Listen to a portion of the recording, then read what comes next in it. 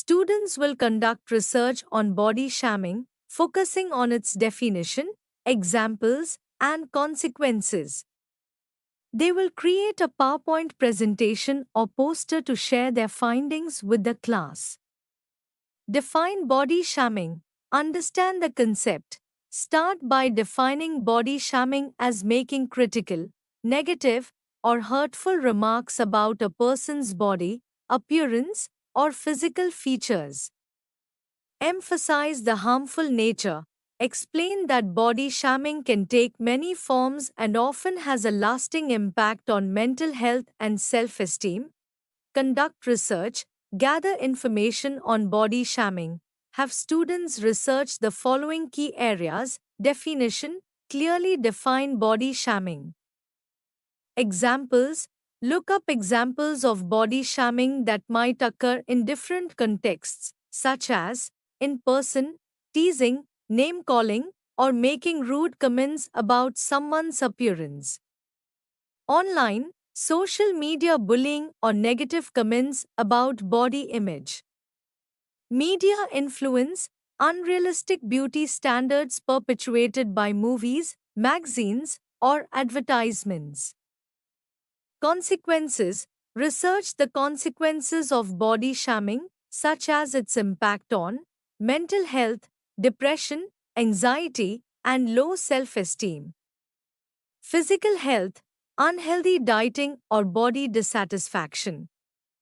Social impact, isolation, bullying, and exclusion. Find real life stories or statistics, include statistics, look for reliable data or surveys on the prevalence of body shaming and its effects. Real life examples, if available, share real life stories or case studies that demonstrate the impact of body shaming on individuals. Be respectful and avoid sensationalized or triggering content. Identify ways to promote body positivity, research positive solutions, find strategies that counteract body shaming and promote body positivity, such as self acceptance, encouraging self love and confidence regardless of appearance, media literacy, recognizing and questioning unrealistic beauty standards in media, respectful communication, being mindful of language and not commenting on others' bodies. Organize the content for the presentation or poster, create a structured layout. Organize the information into sections such as introduction, define body shaming and explain why it's harmful, examples of body shaming, provide concrete examples and explain where it can occur.